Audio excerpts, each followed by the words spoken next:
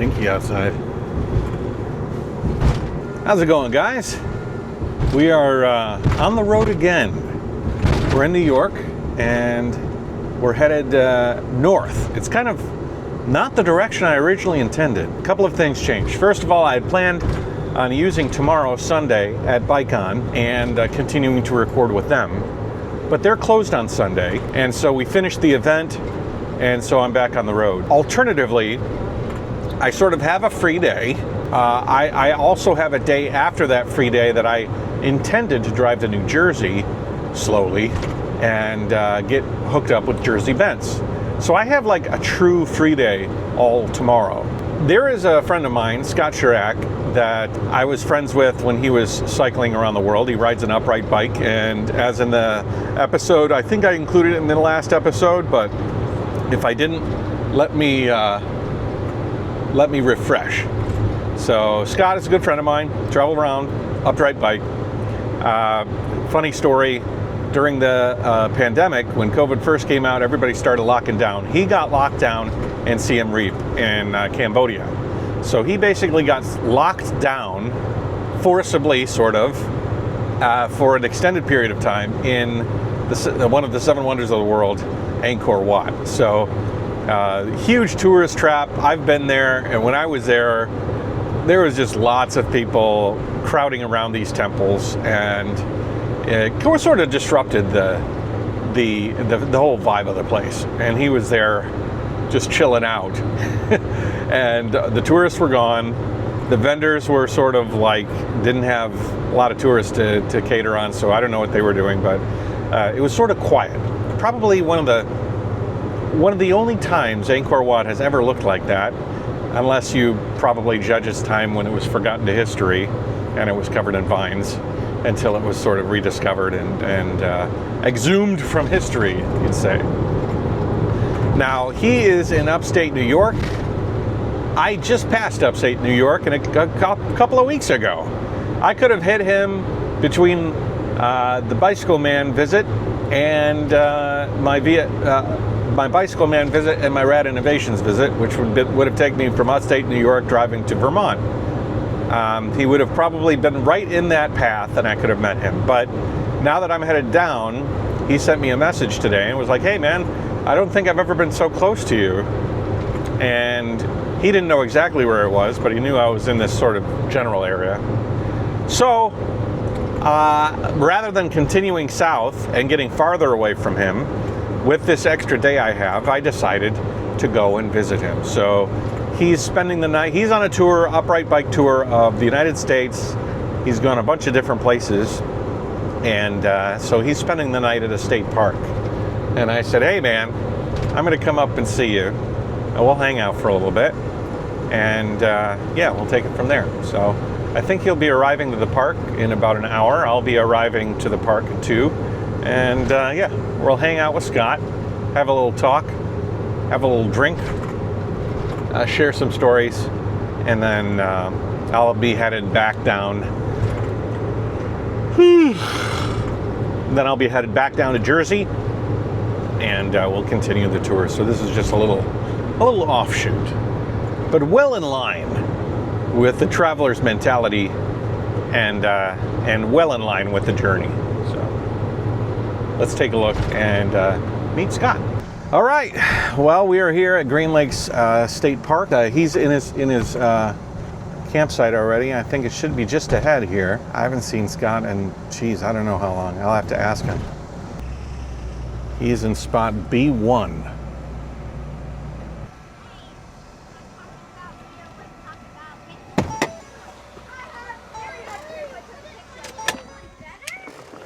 That thing is huge. Yeah, it is. How's it going? It's about time. Yeah. How long has it been? It's been a while. Yeah. How are you doing? What are you doing with the camera in your hand? I've never seen that. Oh yeah, jeez, yeah. I mean, it's kind of it was like a 4.5 hour sideline, but yeah.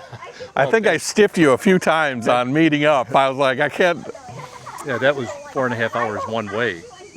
Now, where do you go from here? Well, the trip to Jersey was like 9.5 hours if I went here and back, and it was only like 4 and some hours if I went direct. Oh, okay. So you added like 5 hours, which is not so bad in the whole grand scheme of things. I mean, especially you and me. Yeah. This is your steed. Yep. How many miles you got on this thing now? Oh, Or kilometers? My total riding since 2018 is 48,700 and whatever that is. All right. So coming up to 50,000 miles. Just before that, we'll be twice around the equator. So that's coming up next month. But this is the third bike. Third bike. Yeah, originally I had the long haul trucker, Uh-huh. which is more of a classic configuration. Yeah. And then I switched to more of the, what do you call it? More like a mountain bike, Okay. because there's a lot of places in Southeast Asia. The second half of the trail today was dusty, so all the dust is from second half of today. I got dust on my trike too, my last ride, but Yeah. is this just to deflect the wind, or Oh, what is the purpose of it? Oh, it's to keep your camera from getting wet, or your phone. the phone from overheating. Oh, yeah, that's right. My this overheated yesterday. It did. Yeah, it was recording fine, and then it just overheated, turned right off. Had a hard time explaining to the lady in Bangkok. I said, I don't want to pay a lot for this tripod because I'm only using one leg. What do you mean you use one leg? I said, I just need one. Yeah, Because then I can bend it anyway. yeah. So, because nothing is worse than all of a sudden you need your phone and then you can't see. So, I was trying to explain how you got stranded in Angkor Wat for COVID, basically, right? well, I mean, I lived there before. yeah. But you, other people were going home, Yeah. and you were staying in Angkor Wat. Yeah, I just happened to pull into Cambodia March 1st of 2020, and then within a week everything happened. I said, well, I lived here before, so I'll stay. Yeah, But I thought it was going to be 3 months. Yeah, it was like 2.5 years. yeah, So nobody knew. What's that? When I ride up a hill, yeah, like a big 2-hour climb, yeah. and then I go down the other side, Yeah. sometimes I feel a little drowsy, Uh-huh. and I'd be afraid that I fall asleep. It is pretty comfortable. What's that? Yeah, you just got to point the toes a little bit. So, let's see, you turn like this, Yeah. and just one brake. One brake, and then the roll-off shifter. So, Oh, I wish I had. The biggest problem with my bike is when you're going uphill and just something stops you, yep. and you just can't get going. Nope. Because you're in the easiest gear. Yeah. And then you're going to fall on That your is the face. glory of the roll-off, You the don't have internal time, speed hub. so- I get it because I'm making videos, and I'll not realize I'm getting to the street light, and then my first trike was a cassette, you know, and then I stop at the bottom, and I'm like, whoa. You got to look like a fool. Everything that you do is very foolish looking. Solves You the get paddles problem. and push on the ground. Some people, well, without the fenders, they can push the wheels sort of like a wheelchair. You got those fenders, which you probably wet. The It's gonna fenders rain. will be. Oh yeah. You couldn't even see where you're going. Especially with your handlebar bag sitting right there, because you'll fill them full of water if they cracked open at all. Okay, What? $1.50 I'll give you. You know, that's kind of what I thought too. It feels soft. It's all full suspension. Well, it's full suspension. You got suspension in the front and in the back, so it is soft. This is the first recumbent I've ever sat on, Yeah, and I never thought I'd like one. yeah. Well, It's kind of nice, right? I mean, you can't get off the seat, so there's no puffing up a hill. You know, you just can't. Yeah. But the gearing's so low and the balance is there. Cool, man. You got to ride it. I know. Now, You can ride it. Go ahead, sit on it. I'll try. Lean back though. It's nice and comfortable, Oh yeah, it is. isn't it? Yeah. Probably right up like that. cool.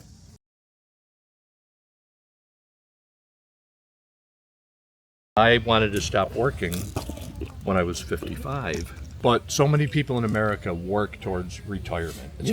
And they focus on retirement, but they forget to live. And then they retire and they don't know what to do, so they go back to work. And I don't mind if people work forever. They like work and they want to work, that's fine. Yeah. But people that work only because they don't know what to do when they have the ability to do anything, because they never had fun in their life because they just worked. That sounds like the. Remember, you ever saw the Shawshank Redemption? Yeah. You remember that guy, Oh, the yeah. old guy? Yeah. That was like jail was all he knew, and then when he got released, he was free. That was pretty much your analogy, exactly. right? Yeah. Like work is like prison for a lot of people, and then they finally get out and they don't know what to do, and they basically die. My dad worked his whole life for the family, and then when he finally got out, he died quite soon afterwards. You know, it's a shame. That's the other thing. But I think the bigger shame is those that just don't know what to do. And they don't die. Yeah. And then my rain jacket goes in this side. So I have easy access to the rain jacket, rain pants. Where's the sleeping bag go? The sleeping bag will go in the backpack here. Okay. Oh, yeah. And I can don't that forget now. it. Yeah. Well, it's yellow, it blends in with the trike. Well, yeah, it's like, oh, that's his bag. I'm telling you again, if you do want to give me anything, I can meet you at the Dinosaur, No, I mean, everything fits where it goes and Yeah, everything. yeah. I don't want to be morbid, but, you could die on the way. Me? Yeah. Get a crash, and then I can't get my fucking Yeah. sleeping bag. Yeah, man in white van is an accident, and then you're like, shit, that was my favorite sleeping bag. You'd have to figure. Annie, what's your number? Yeah. Yeah, you're going to get a sleeping bag. Yeah, condolences and everything, but there's a sleeping bag. Yeah. Oh, you didn't hear yet? Oh, I'm sorry. Right. Yeah.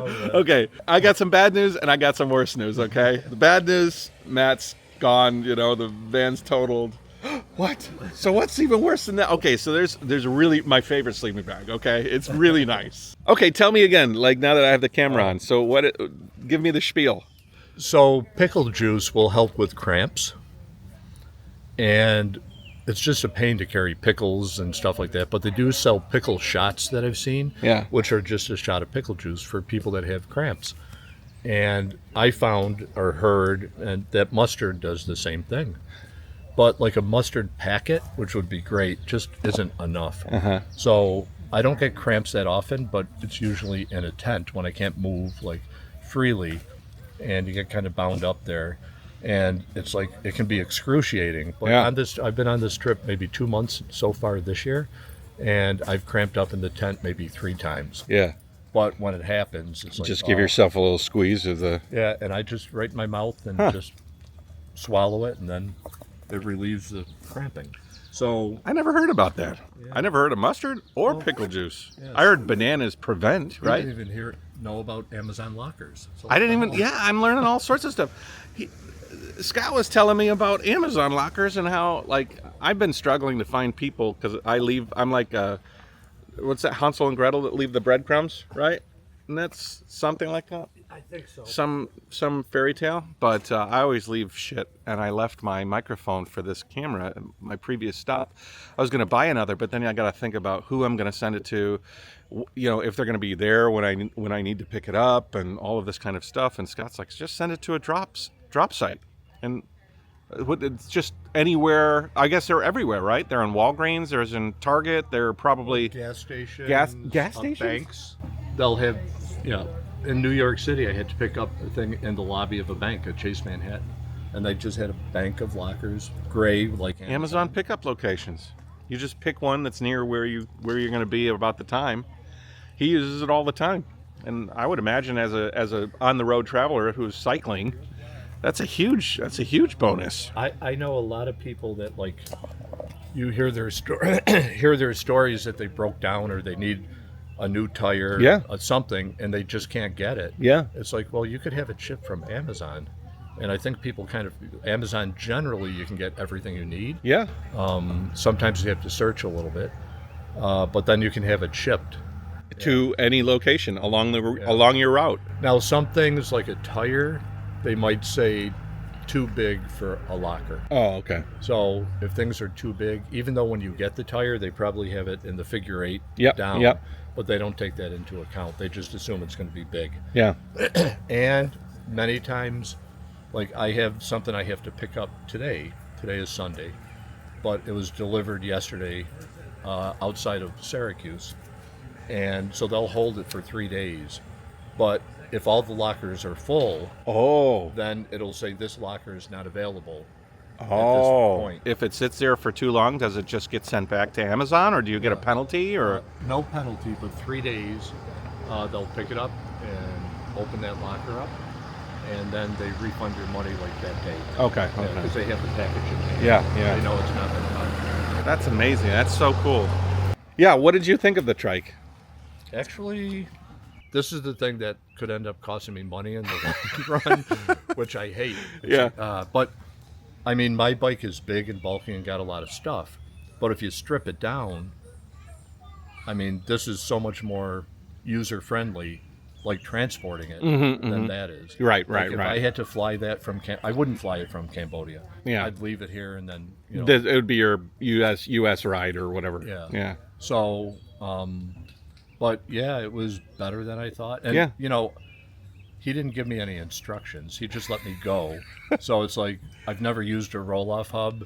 And so it's like, well, and how do I, like, do it while You I'm don't moving, pedal into or it. you stop? I didn't know. Did you grind a little bit? No, I didn't Okay, grind, okay. but I had to experiment a little bit as I was going uphill. Yeah. But yeah, I was tall enough to reach the pedals, usable going up a little hill this way and around, and came back and everything.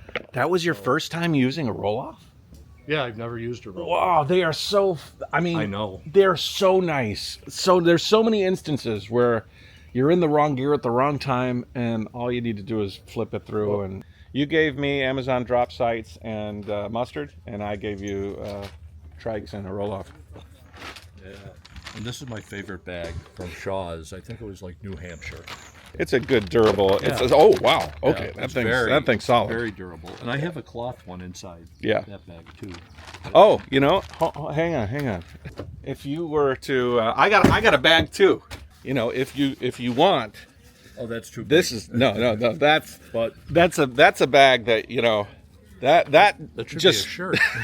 that just You got some screams. scissors? Yeah. That just screams vanity right there. He had a bunch of banners for trade shows and stuff like that, and he cut them up and turned them into bags. And he gave me 4 of those. I'm going to tell a little story about a picture. I was riding through Thailand, and I stopped at a hotel. And I love the hotels that are like made out of concrete. The rooms and everything. I just like they look modern and new. So this was a pretty new hotel, and I checked in. The lady didn't speak English, and I had my bicycle. And I just took my bicycle down the hall, put it in my room, went to bed. I get up in the morning. It's time to go. So I roll my bike out, and there's a banner like 6 feet long with my picture on it. What? No. It's like, what the hell is going on? And I'm like, I just woke up, and it's like, what is going on? I'm like in La La Land. It's like, what is this? Why? And come to find out, she's the owner and her husband is a bicyclist. So she said, hey, honey, we got a bicyclist here tonight. So they have my name. They look on Instagram. They find a picture of me and my bike in the mountains of Thailand. He goes out, has it printed that night, and hangs it up. And him and his buddies are sitting there waiting for me. They're going to ride 10 kilometers out of town, and we have coffee. And so, yeah. Wow. But it was like, holy crap. It's like, what is going, how did you get this picture? It's like, I thought you were going to be like, maybe it was a big TV screen and they could just, No, They they had like printed it. that thing Yeah, out. so- Wow, that's so cool. So anybody that's going through there, I always like, try and go to this hotel and see if that happens to you. Where was too. the hotel again? It was in the southwestern leg of Thailand, but I can't remember the town. I was on my way to Malaysia. Did you go through Langkawi? Did you bounce to the island and go to Malaysia, or did you cross the land border? I crossed the land border. Because they have they all have a boat that takes you to Langkawi, and then Langkawi, you're in Malaysia. So at the end of every one of my tours, I put how many miles I went, how many pedal strokes, how many calories I burned, and I always equate it to the number of Ben & Jerry's pints that I could have eaten. And like last year I did about 5,000 miles, and that came out to about 135 pints of Ben & Jerry's pistachio ice cream that I could have eaten just from the calories That you burned. riding the bike. All right, brother. Oh, Getting close. I didn't put. This is wet because I left it outside. And then this is my official tally keeper. 48,718 miles since 2018. But then for the day, I always reset it. And then I have to do the Garmin, which gives me most of my geeky data. Yeah. All right. Well, we're not leaving, but we're leaving here. I'll see you in a little bit. Okay. Ride safe. I'll pass by you in a little bit, maybe, Yeah. if we go on the same road. Okay. All right, brother. Take it easy. At least I get to go downhill.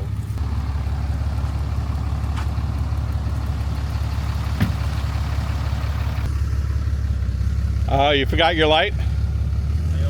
That's why I leave it on all day. Okay. All right, now it's real. Travelers are generally pretty gosh darn good people. Scott's one of them. Very, very interesting to like bridge the gap between Southeast Asia and America right here, you know what I mean? Like, he was one of my buddies, you know, that we'd communicate and we'd be traveling on our own route, but just writing our own stories. But it was over in Southeast Asia, and now he's writing his story here in the States, and so am I. And we cross paths again. All right, I got a couple of things to do, and then I will pass by him and then meet him for lunch.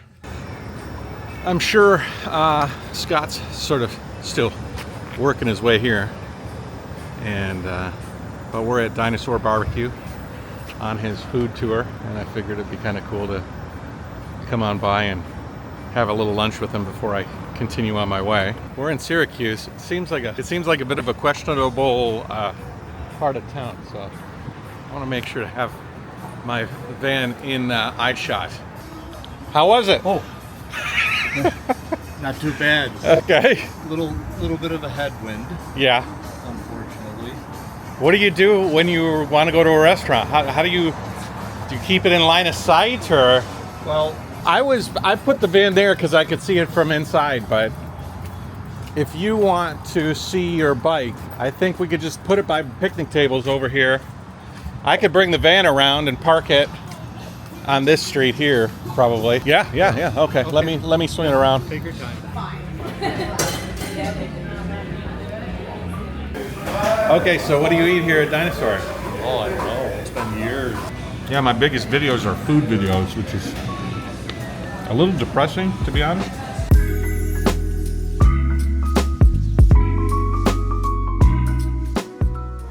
Thank you. Oh, you are welcome. Oh boy. Enjoy.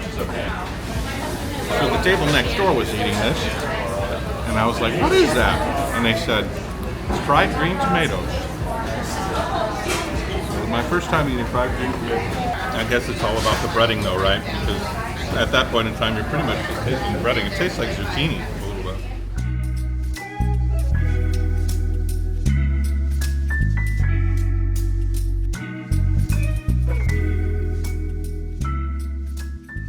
Well, I think this worked out well. I met you at the campsite. You were already there. The only waste of time. There was no waste of time, really. Okay. All right. Very nice to meet you. Yeah. Okay. If the van was gone, I might need you to hang around for a little bit. Yeah, you can sit up here and take it to the police. Yeah. Clear skies and flat roads. It'll be interesting to see where we're going to catch up next time. It's going to be something. Keep an eye on each other. Yeah. Ciao. Good people. The music was pretty loud. I hope you could hear it. I didn't have my microphone hooked up, but catch you later. Onward to New Jersey. I'm almost to Jersey Pence. Look at this. This one says 50 miles until I get there, and it keeps telling me to turn around. This one says we're 4.6 miles away. I'm following Google. What the hell, Garmin? You're gonna take me on a circle? Hey guys, thanks for watching the episode. If you're interested in following along on the Van and Trike Tour, check out my Map My Travels map in the description below. It shows the path I'm taking, and it'll be updated with dates as I progress along the route. The map was built on an app designed by my friend Tice, and it's something that I've been using since I started cycling around Asia almost a decade ago. Upload routes, customize your points, and even attach videos and images to each point. It's a fun way to share your journey, and it's available now if you're interested. Tice is offering a 50% discount on a coupon code that you can get by capturing the QR code on the screen or just by clicking on the links below. It's a great way to share your tour and help out a fellow cycle traveler. Thanks again, and catch you in the next episode.